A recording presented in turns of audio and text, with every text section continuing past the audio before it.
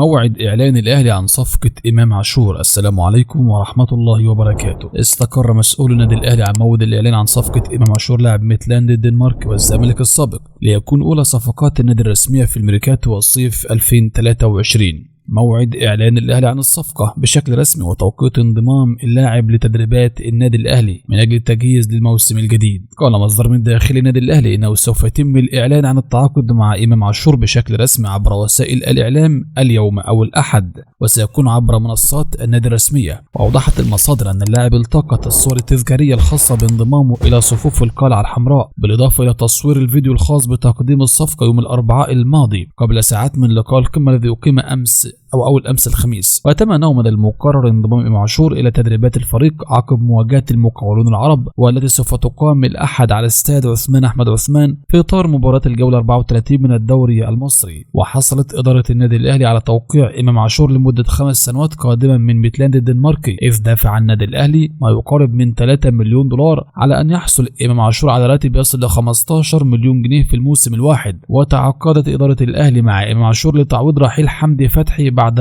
ذهابه إلى الوكر القطري.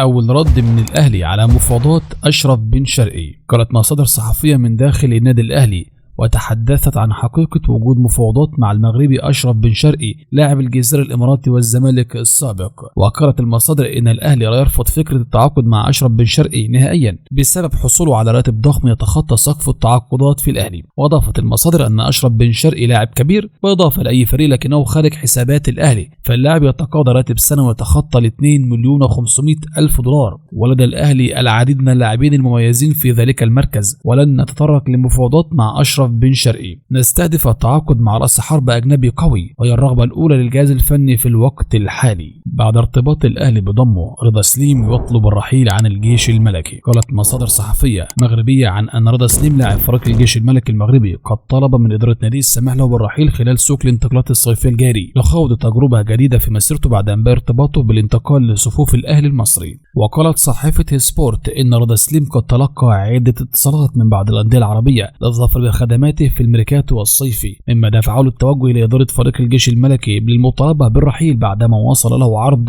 يلبي طموحاته الرياضية والمالية. وقالت الصحيفة إن إدارة فريق الجيش الملكي ترغب في الحفاظ على خدمات رضا سليم لعدة مواسم، حيث يعد أحد الركائز الأساسية في تشكيل الجيش الملكي المغربي بعدما ساهم اللاعب في التتويج بلقب الدوري المغربي، حيث سجل 11 هدف كثاني هداف البطولة، كما قدم 10 تمريرات حاسمة خلال 28 مباراة. ما تنساش في الختام عمل لايك للفيديو، اشترك في القناة وفعل جرس التنبيهات. السلام عليكم ورحمة الله وبركاته.